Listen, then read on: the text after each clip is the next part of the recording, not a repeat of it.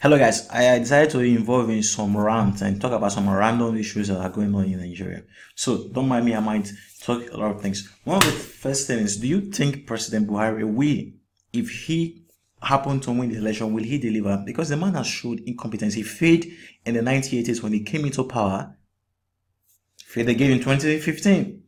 Why will he not fail when he took him 6 months to actually put up a cabinet together, when he has been contesting for election, when the APC was founded 2013 and they wanted to feed him? He failed. So, will he fail? Yes. What about the APC itself? APC is a party that is failing. You can see what is happening in Zamfara State. You can see what is happening in Rivers State. You can see what is happening in other states. There is so much desperation and who knows what becomes of these people. Okay, let's talk about Atiku. Atiku, for example, will Atiku actually deliver on his promises? This man in the press, his boss has actually said he stand by every statement he made. What the statement he made, he wrote in his book, The Wash. He said this guy has no transparency, he's selfish and he's many stuffs. And he said if he had put Atiku forward, that God would never have forgiven him.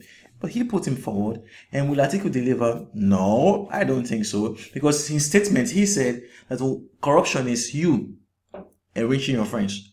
And he said that he's going to sell NNPC. And he said, am I not entitled to enrich my friends? So he's going to enrich his friends. These are some of the issues that are actually going on. Now, let's look at Donald Duke. Donald Duke has been embroiled in crisis. His party has suspended him. Jerry Ghana came and was challenging his consistency. And the party said no more recognize him. They are now endorsing Buhari. And they said he's still in the race. What can Donald Duke offer? He did it before in the state. Can he actually offer something? Maybe. What about Dorotoye? Dorito here is someone who speaks very nice. He says he's been involved in leadership training and many of the other stuffs. Can he actually deliver? I think so. Maybe we should give him a chance. What about Mongalo? Oh, Mongalo got a very big endorsement when Wolo Shenkai actually endorsed him. And then do you think he's going to deliver? Maybe. He has been a professor. He has been in singing, and I think he can do a lot of stuff. And let's talk about our Nigerian institutions. The strike has just been called off a few days ago, and they are saying that they will resume now, but there are possibilities of bringing back the strike. And that leads us to the issue, like, is our schools actually worth it? I don't think they are worth it. A friend of mine is telling me, because he's studying computer science and he's a programmer, and he was telling me that he I think other his roommate does not know HTML. And I'm like, what? Your roommate does not know HTML? A simple language? Our institutions are not doing anything. I believe in the next few years, our institutions are going to fade out. Listen, Google, YouTube, Twitter, the internet in general are spelling dead. As in, the handwriting is just on the wall on these institutions. So if you are a lecturer, here is what I will plead with you. I think maybe you should change your career. I strongly believe it, that in the next few years, except you are studying special courses like medicine and others that cannot be substituted, you are likely to be out of job. Whether you're studying law, I believe law, the study of law, economics, all these courses, computer science, engineering, there will be a change. Education is going to come to the point where there will be institutions that will be offering education where you can learn at your pace. You can go there, you learn, and then there will be institutions that are accredited where you can go and be doing, just like you do internship, you can do, or you can be going there twice a week to be doing internship and all that. That is where education is actually going, not just in the country, but all over the world. So those who are striking and saying they are calling themselves ASU lecturers and all that, these institutions you call big universities, I don't think you know them, because the people that these institutions are showing at, they are actually worthless to themselves.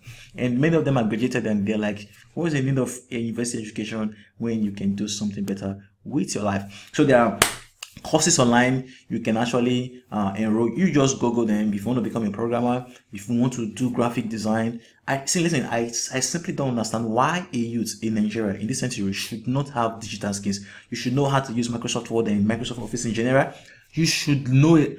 Probably graphic design. If you want to go graphic design, fine. If you want to go into animation, you go into animation. There is Android phones. There is Apple phones, iOS. There is game development. There is website design. Listen, if you are in this generation and all you are doing, you think you want to hit it big with BB Ninja, there is a big problem, because BB Ninja, not everybody have the opportunity. And should everybody have the opportunity? Is that something that you want your kids to actually be proud of? I think our society is becoming downgraded.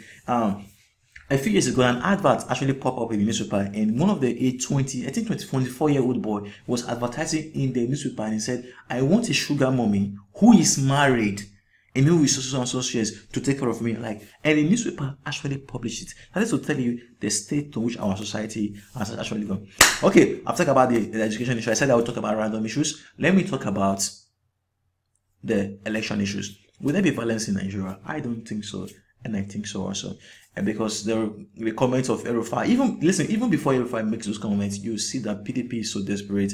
They have put machineries in place that even though you know that they are desperate, so you look at someone like Lai Mohammed, do you think he's actually afraid? I think he's afraid, and they're coming up with many lies. You see someone like Festus Keyamo, he wants us to believe what he wants us to believe. You talk about people like Erufai coming out and threatening international community. You see Bill Clinton boycotting the election, the peace accord stuff. And then you see President Buhari calling for violence. He said it before. Listen, in 2012, I think 2011, President Buhari, there's a video, I posted it on this channel, where he said, "Come out, kill anybody." This is not something, he has said it before. So Nigerians should not be pet up. He has said it before. And this election, there's a chance to write history. 58 years, there's nothing to write home about. And we can do something. So make your vote count. So these are some of the issues I want to talk about. If you've not subscribed, this channel, we talk about news. We report news as we are, talk about issues.